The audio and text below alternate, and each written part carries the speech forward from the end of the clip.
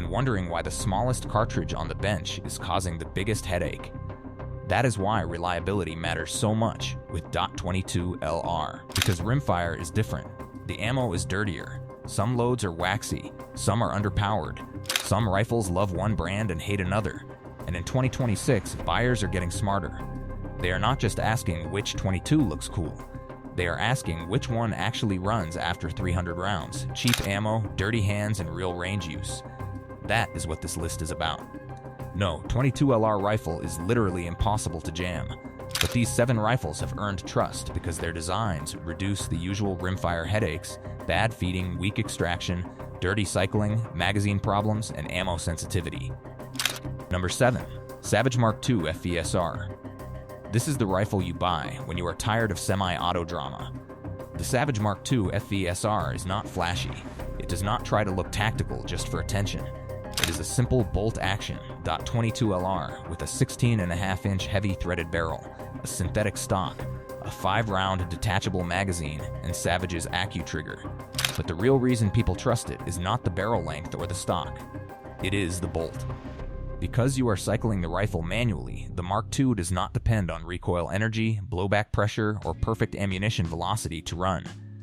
It does not care as much if you are shooting standard velocity, subsonic loads, softer target ammo, or the kind of rimfire ammunition that makes semi-autos start acting moody. You run the bolt. The rifle feeds. You shoot. You run the bolt again. That simplicity is why so many owners keep coming back to it. The weakness is the magazine. Some shooters think the factory magazine feels cheaper than the rifle deserves, and it needs to be seated properly. But once you understand that, the rifle itself is dependable, accurate, and refreshingly boring in the best way. Best for the shooter who wants reliability over rapid fire. Number 6. Browning SA-22. The Browning SA-22 is the rifle on this list that feels like it belongs to another generation, because it does. This design goes back to John Browning's early 20th century genius, and it has stayed respected for more than 100 years. It is a takedown semi-auto .22 LR with a tube magazine, bottom ejection, slim handling, and that classic wood and steel personality modern rifles rarely have. And that history matters. A rifle design does not stay loved for generations if it constantly ruins range days.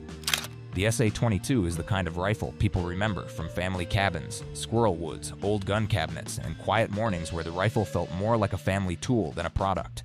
It is not the fastest to reload. It is not the cheapest. It does not have the modern accessory ecosystem of a Ruger 10/22.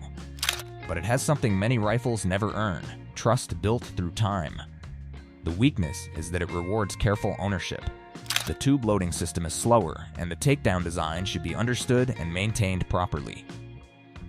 Best for the shooter who wants reliability with history, not just another black synthetic rimfire. Number 5. Marlin Model 60.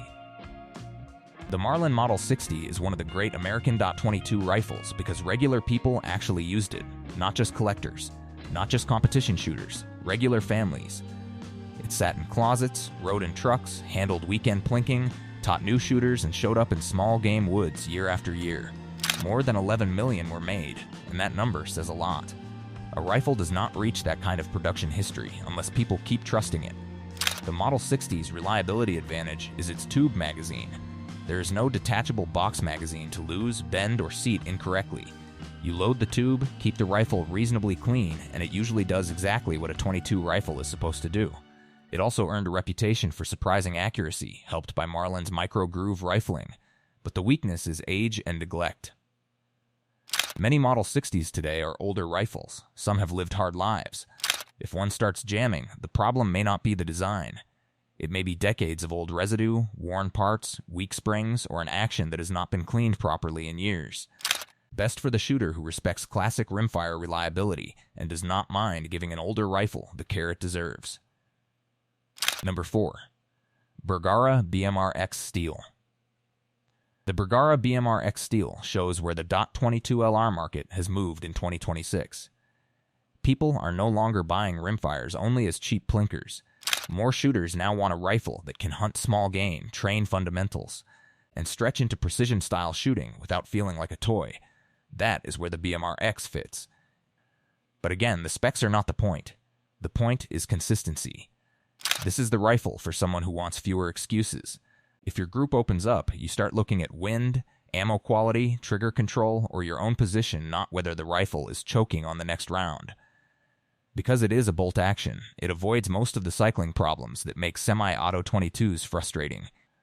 The weakness is price. It costs more than basic rimfire rifles, so it makes the most sense for someone who wants more than casual plinking. Best for the shooter who wants modern rimfire precision without stepping into overly heavy competition rifles. Number 3. Tikka T1X MTR. The Tikka T1X MTR is one of those rifles people recommend, with a very simple phrase. The T1X is a bolt-action rimfire with a 10-round magazine and the kind of refined action feel Tikka has become known for. It also shares some design compatibility with the Tikka T3X family, which makes it appealing to shooters who want a 22 trainer that feels closer to a serious centerfire rifle. But what really makes the T1X special is how calm it feels. You load it, run the bolt, settle in, and everything feels controlled. There is no cycling drama, no cheap semi-auto hesitation, no feeling that the rifle is barely tolerating your ammo. The weakness is that it deserves good support around it. The rifle itself is capable enough that you start noticing everything else in your setup. Best for the shooter who wants a rimfire trainer that feels smooth, serious, and confidence-building. Number 2. CZ457.